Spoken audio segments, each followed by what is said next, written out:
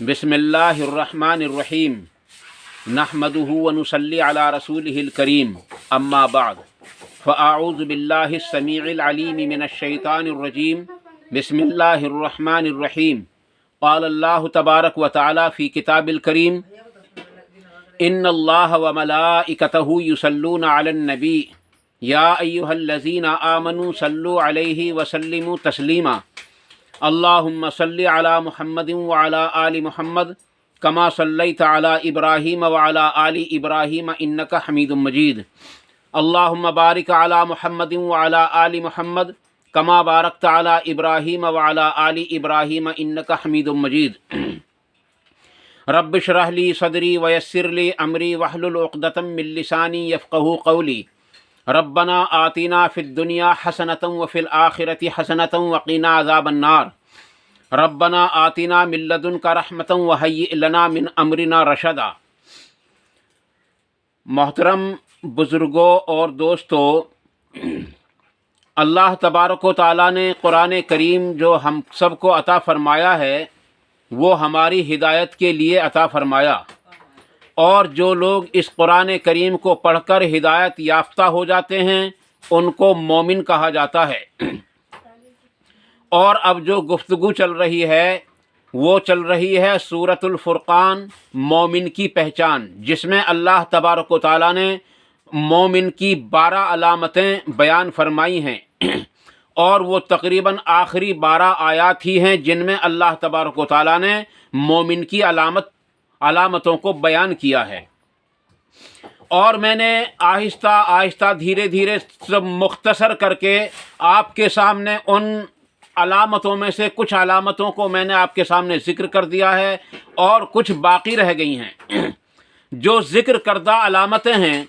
वो सूरतुल फुरक़ान में जो आयत नंबर 63 है उसमें अल्लाह तबारक व तआला ने 2 चीज़ों को इकट्ठा ज़िक्र किया है। और अल्लाह तबारक व तआला ने फरमाया कि वो उनकी अलामत एक ये है कि वो अकड़ कर नहीं चलते, और दूसरी अलामत ये है कि जब किसी जाहिल से गुफ्तगू हो जाती है तो उनसे दुआ सलाम करके वहाँ से निकल जाते हैं। और आयत नंबर 64 में अल्लाह तबारक व तआला ने मुकम्मल तहज्जुद की नमाज का ज़िक्र फरमाया कि उन लोगों की एक पहचान, तीसरी पहचान ये है कि वो रातों को अल्लाह तबारक व तआला के सामने क़याम और सजदे में गुजार देते हैं। ये अलामतें, और इसके बाद जो अल्लाह तबारक व तआला ने अलामत बयान की वो 64 में यानी आयत नंबर 65 और 66 में एक अलामत को बयान किया, और वो अलामत ये है कि वो अल्लाह तबारक व तआला से जहन्नम से यानी अल्लाह तबारक व तआला की पनाह मांगते रहते हैं जहन्नम के अजाब से, क्योंकि जहन्नम यकीनी होने वाली है जो है गुनहगारों के लिए, और जहन्नम बुरी जगह है, ठहरने की जो सबसे बुरी जगह है। आज मैं आपके सामने आयत नंबर 67 जो इसी सूरत की है, आयत नंबर 67,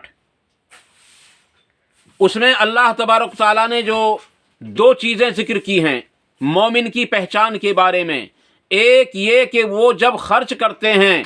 तो वो फिजूल खर्ची नहीं करते, क्योंकि अल्लाह तबारक व तआला ने कुरान करीम के अंदर कई मकामात पर इरशाद फरमाया कि जो फिजूल खर्ची करते हैं वो शैतान के भाई हैं। और नबी अकरम सल्लल्लाहु अलैहि वसल्लम की अहदीस से भी फिजूल खर्ची करने वाले की सख्त वईदें वारिद हुई हैं। इसलिए अजीज़ दोस्तों, हम सबको चाहिए कि हम फिजूल खर्ची ना करें, क्योंकि फिजूल खर्ची करने वाला शैतान का भाई है और फिजूल खर्ची करने वाले पर लानत फरमाई गई है। इसलिए फिजूल खर्ची से बचने की कोशिश करते रहें और फिजूल अपनी कमाई को इधर उधर ना लगाएं, बल्कि अपनी कमाई को कामयाब मकाम पर लगाएं। अपने माल को ऐसी जगह पर लगाएं जो हमारे काम आवे, और वो माल है 3 किस्म का माल जो हमारे काम आता है। नंबर 1, जो हमने खा लिया वो हमारे काम आ गया। नंबर 2, जो हमने इस्तेमाल करके पहन कर पुराना कर दिया वो भी हमने इस्तेमाल कर लिया। اور ایک اور چیز ہے جو سب سے زیادہ ہمارے کام آتی ہے، وہ ہے اللہ کے راستے میں خرچ کر دینا۔ یہ سب سے زیادہ ہمارے کام آتا ہے۔ ایک حدیث میں ہے، نبی اکرم صلی اللہ علیہ وسلم نے سوال کر دیا، بتاؤ اگر کسی کے 3 ساتھی ہوں اور 2 ساتھی اس کو کسی مقام پر چھوڑ دیں اور ایک ساتھی باقی رہ جائے تو اس کا بہترین ساتھی کون ہے؟ صحابہ نے عرض کیا کہ جو اس کے ساتھ باقی رہے وہ بہترین ساتھی ہے اس کا۔ اللہ کے نبی صلی اللہ علیہ وسلم نے ارشاد فرمایا، انسان کے 3 دوست ہوتے ہیں، انسان کے 3 دوست ہیں دنیا کے اندر۔ نمبر 1 اس کی اولاد، اس کے ملنے جلنے والے، اس کے دوست، اس کے رشتہ دار، اس کے خاندانی، اس کے تمام عزیز و اقارب۔ ایک دوست وہ ہوتے ہیں، اور ایک دوست ہوتا ہے اس کا مال، یعنی اس کا زیورات، اس کی کرنسی، اس کا ساز و سامان۔ ایک دوست یہ ہوتا ہے، اور تیسرا ایک دوست اور ہوتا ہے، وہ ہے اس کے اعمال۔ وہ ہمیشہ اس کے ساتھ رہیں گے۔ جب آدمی کو قبر کے اندر رکھا جاتا ہے تو پرانے زمانوں میں کیونکہ اس کے مال کو بھی اس کے ساتھ لے جایا جاتا ہوگا، اس لیے اس طرح کے الفاظ استعمال کیے گئے کہ 2 چیزیں قبر کے پاس سے واپس آ جاتی ہیں، اس کا مال بھی واپس آ جاتا ہے اور اس کے دوست بھی واپس آ جاتے ہیں۔ لیکن ایک چیز قبر کے اندر اس کے ساتھ رہتی ہے، اور وہ چیز ہے اس کے اعمال۔ ہاں، ایک مال اس کے پاس رہتا ہے، وہ کون سا؟ جس کو اس نے اپنی زندگی کے اندر اللہ کے راستے میں خرچ کر دیا ہو، وہ قبر میں اس کا ساتھ دے گا۔ اس لیے ہم سب کو چاہیے کہ ہم زیادہ سے زیادہ، بہتر سے بہتر جو مال ہے اس کو اللہ کے راستے میں خرچ کریں۔ اسی لیے حضرت ابراہیم علیہ السلام کو جو حکم ہوا تھا قربانی پیش کرنے کا کہ اے میرے نبی، جو تجھ کو سب سے زیادہ محبوب چیز ہے اس کو میرے راستے میں قربان کر دے۔ اصل بات یہ ہے، اور قرآن کریم میں اللہ تبارک و تعالیٰ ارشاد فرماتا ہے، لن تنالوا البر حتی تنفقوا مما تحبون۔ اللہ فرما رہا ہے کہ تم ہرگز کامیاب ہو ہی نہیں سکتے حتیٰ کہ تم اس چیز کو اللہ کے راستے میں خرچ نہ کر دو جو تم کو سب سے زیادہ محبوب ہے۔ اس لیے عزیز دوستو پتہ چلا کہ اللہ تبارک و تعالیٰ اس چیز کو زیادہ پسند کرتا ہے جو مجھے زیادہ پسند ہے۔ اس لیے جو مجھے زیادہ پسند ہے میں اس چیز کو ایسی جگہ رکھوں جہاں جس جگہ پر میرے کام آئے اس وقت جب کوئی اور چیز میرے پاس موجود نہ ہو، اور اس سے مراد ہے قبر۔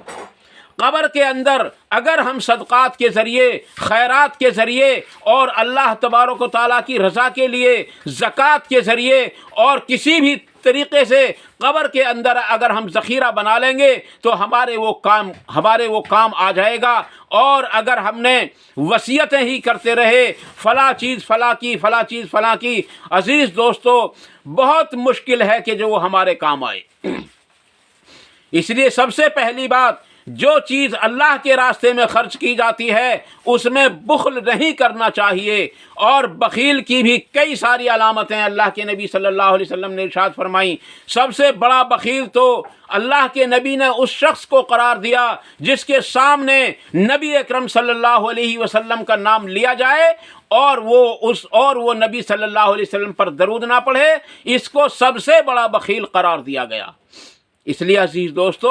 نبی اکرم صلی اللہ علیہ وسلم پر درود و سلام کی کثرت بھی رکھیں، اور اس کے سوا اللہ کے راستے میں اپنی طرف سے زیادہ خرچ کرتے رہیں، کیونکہ اللہ کے راستے میں خرچ کرنا یہ ہمارے لیے نہایت ہی ضروری ہے۔ اس لیے عزیز دوستو بہتر سے بہتر چیز کو اللہ کے راستے میں خرچ کر دیں۔ دوسری چیز جو فرمائی اسی آیت کے اندر اللہ تبارک تعالیٰ نے کہ وہ لوگ ایسے ہیں کہ وہ اسراف بھی نہیں کرتے، یعنی ایسا نہیں کرتے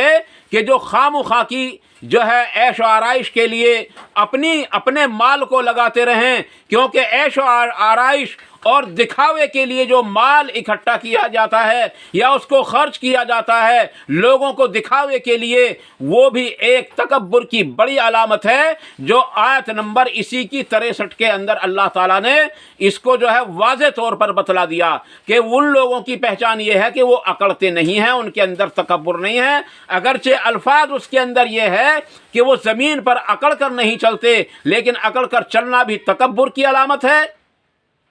اور مال کو فضول خرچ کرنا، دوسروں کو دکھاوے کے لیے خرچ کرنا، یہ بھی ایک تکبر کی علامت ہے۔ دکھاوے کے لیے کوئی کام کرنا یہ بھی ایک اکڑ کی اور تکبر کی علامت ہے، اور یہ شرک ہے، بلکہ یہ کفر ہے، اس کو کفر کہا جاتا ہے۔ اس لیے عزیز دوستو، ہم سب کو چاہیے کہ ہم اپنے مال کو جائز طریقے سے خرچ کریں۔ اللہ کی قسم، نبی اکرم صلی اللہ علیہ وسلم کی ایک طویل حدیث ہے۔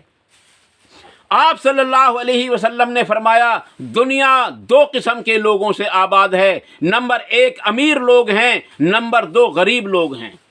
امیر لوگوں میں 2 قسم کے لوگ ہیں کہ جب ان کے پاس مال ہوتا ہے تو اس مال کو وہ خرچ کرتے ہیں، جو ہے نیک کاموں میں، زکوٰۃ بھی دیتے ہیں، صدقات بھی دیتے ہیں، غریبوں کی مدد بھی کرتے ہیں، محتاجوں کی مدد بھی کرتے ہیں، مسافروں کی بھی مدد کرتے ہیں، بیواؤں کی بھی مدد کرتے ہیں، مسکینوں کی بھی مدد کرتے ہیں، فقراء کی بھی مدد کرتے ہیں، اور اس کے سوا ہر نیک کام کے اندر اللہ تبارک و تعالیٰ کے راستے میں اپنے مال کو خرچ کرتے رہتے ہیں۔ اور ایک گروہ وہ ہے جن کے پاس مال ہے، جن کے پاس دولت ہے، جن کے پاس آرائش ہے، وہ اپنے مال کو، اپنی دولت کو خرچ کرتے ہیں زنا پر، اپنے مال کو خرچ کرتے ہیں برائیوں پر، اور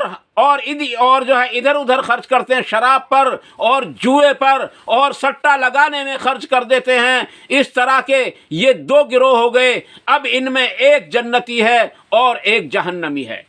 میں نے آپ کو بتا دیا، یہی وہ 2 گروہ ہیں جن پر غریبوں کا فیصلہ کیا جائے گا۔ غریبوں کے 2 گروہ ہیں۔ اب آئیے، غریبوں کے 2 گروہ، نبی علیہ السلام نے جو ہے غریبوں کے بھی 2 گروہ بتائے۔ ایک گروہ وہ ہے کہ جو جس کا خیال یہ ہوتا ہے، جو یہ سوچتا ہے کاش میرے پاس مال ہوتا، میں بھی کسی فقیر کی مدد کرتا، میرے پاس مال ہوتا میں بھی کسی مسکین کی مدد کرتا، میرے پاس مال ہوتا میں کسی یتیم کی مدد کرتا، میرے پاس مال ہوتا میں کسی بیوہ کی مدد کرتا، میرے پاس مال ہوتا میں کسی مسافر کی مدد کرتا، میرے پاس مال ہوتا میں بھی مسجد بنوا دیتا، مدرسہ بنوا دیتا، یا فلاں کام میں بھی کر لیتا۔ اللہ کی قسم، نبی صلی اللہ علیہ وسلم نے فرمایا، یہ جو غریب ہے اس امیر کے ساتھ جنت میں جائے گا جس نے اپنے مال کو نیک کاموں میں لگایا تھا، ایک نیت پر، صرف نیت اس کی یہ ہے۔ دوسرا ایک غریب وہ ہے، اگر میرے پاس مال ہوتا تو میں بھی فلاں عورت کے پاس چلا جاتا، اگر میرے پاس پیسے ہوتے تو میں بھی سٹہ لگا لیتا، شاید جیت جاتا، اگر میرے پاس مال ہوتا میں بھی حرام کام کو، فلاں جو حرام کام ہے میں بھی اس کو کر لیتا، فلاں عیش میرے پاس ہوتی، فلاں عشرت میرے پاس ہوتی۔ اللہ کی قسم، نبی اکرم صلی اللہ علیہ وسلم نے ارشاد فرمایا، وہ غریب اس امیر کے ساتھ جہنم میں جائے گا جس نے اپنے مال کو جو ہے دنیا داری پر دکھاوے کے لیے اور اپنی عیش و عشرت کے لیے اپنے مال کو خرچ کیا تھا۔ اس لیے عزیز دوستو، اس آیت کے اندر اللہ تبارک تعالیٰ نے صاف طور پر یہ ہم کو بتلا دیا کہ ان کی پہچان یہ ہے مومنوں کی، کہ نمبر 1 وہ اپنے مال کو خرچ کرنے میں جو ہے نہ اسراف کرتے ہیں اور نہ اپنے مال کو خرچ کرنے میں کنجوسی کرتے ہیں۔ اللہ تعالیٰ مجھے اور آپ کو ان مختصر سی باتوں پر عمل کرنے کی توفیق عطا فرمائے، اور اللہ تبارک و تعالیٰ سے دعا ہے کہ جو بات غلط نکل گئی ہو اللہ تعالیٰ ہم سے اور ہمارے دلوں سے اس کو نکال دے، اور صحیح بات جو زبان سے نکلی ہو، قرآن اور حدیث کے مطابق جو نکلی ہو، اللہ تبارک تعالیٰ اس کو ہمارے دلوں کے اندر راسخ فرمائے، اس پر عمل کرنا بھی آسان فرمائے، اس پر عمل کرنے کے موقع بھی عطا فرمائے، اور اس پر عمل کرنے کی توفیق بھی عطا فرمائے۔ وآخر دعوانا ان الحمد للہ رب العالمین سبحان ربک رب العزت عما یصفون وسلام علی المرسلین والحمد للہ رب العالمین والسلام علیکم ورحمۃ اللہ تبارک و تعالی وبرکاتہ۔